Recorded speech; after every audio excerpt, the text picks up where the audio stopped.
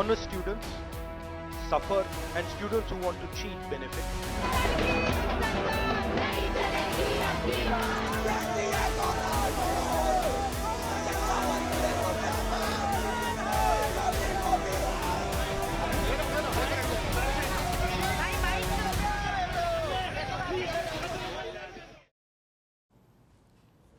Months of preparation, years of investments, and for some, a wait of a lifetime. That's what is at stake in India. I'm talking about the recent examination controversies.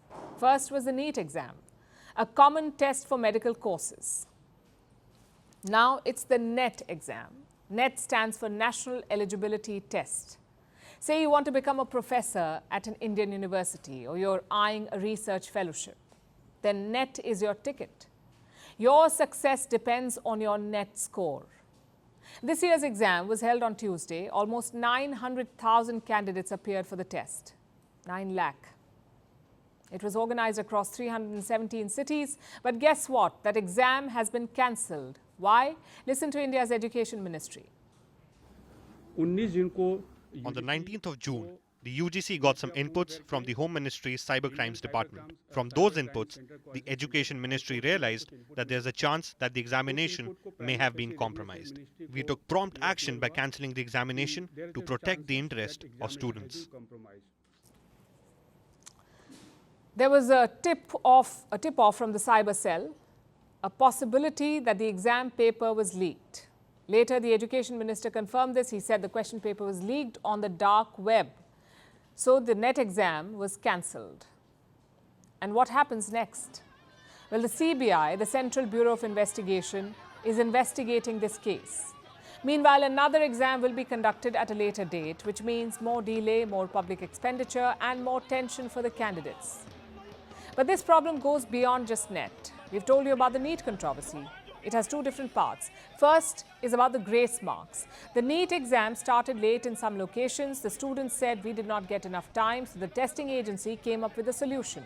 Grace marks for more than 1,500 students. More than 1,500 students received these extra marks. Not everyone is happy about it. Some students called it unfair. They filed complaints in courts across India, so the testing agency backpedaled. They've offered to retest these students, a retest instead of the grace marks. That's the first issue. The second issue is paper leaks. This investigation, the paper leak investigation in NEET, is happening in the state of Bihar. 4 men have been arrested so far. They say they got the NEET question paper 1 day before.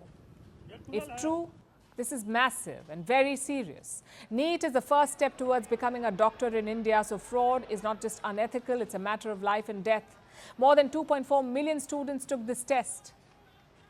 All of them are in a state of limbo now. As expected, this controversy has become political. Today, a few students met Congress leader Rahul Gandhi. Afterwards, he blamed the BJP for this fiasco. This is extremely damaging to students, and it's happening because all our institutions have been captured. Our vice chancellors are placed not based on merit, but because they belong to a particular organization. And this organization and the BJP have penetrated our education system and destroyed it. What was done by Mr. Narendra Modi to the economy with demonetization has now been done to the education system. Let's focus on 2 questions now. 1, how do these papers leak? And 2, how can it be stopped? Now, most of these standardized tests are organized by the NET, the National Testing Agency. It was set up in 2017. It works under the Union Ministry of Education. The NET organizes a lot of elite exams, like the JEE, the NEET, and the NET. Now, put together, their exams affect 10 million students in India.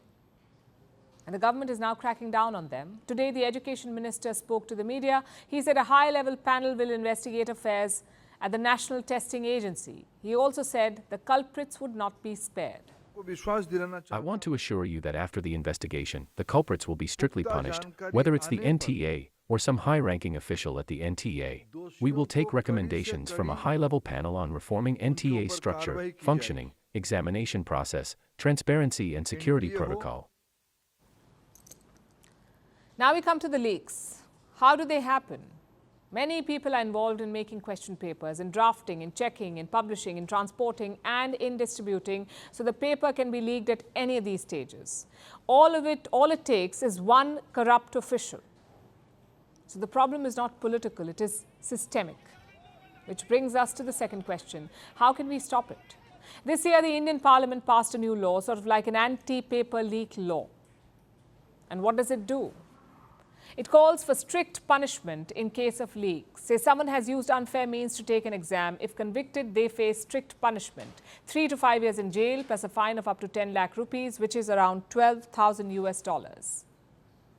But sometimes these leaks are not organized by one person. They're done by a group, in which case the punishment is stricter, between 5 and 10 years in jail, plus a minimum fine of 1 crore rupees, which is $112,000. So the law is very clear on leaking papers, yet it doesn't seem to have stopped. Reports say there have been 41 paper leaks in the last 5 years. They have affected 1.4 crore applicants. When a paper leaks, it sets off a chain of events. The retest is delayed, the admission is delayed, the academic session is delayed, and public money is wasted. Not to mention, exam integrity is lost. So the government needs to get a grip on this. Normally, students pass or fail in exams, but this time the system has failed. And do spare a thought for the students. Imagine what they go through. The tension, the uncertainty, the anxiety, we can't even begin to comprehend it. So the government must remember the mental toll on students, because every time a paper leaks, their dreams are dashed. So retest is not the best solution. The root problem must be addressed. Firstpost reports from the world's second largest continent. Hello, I'm Alison Lagrange. A very warm welcome from Durban, South Africa. We get you the news and the newsmakers from Africa. From elections to climate change to innovations and opportunities. As the world's attention shifts, we report from Africa, the heart of the global South. Join me every weekday live on Firstpost.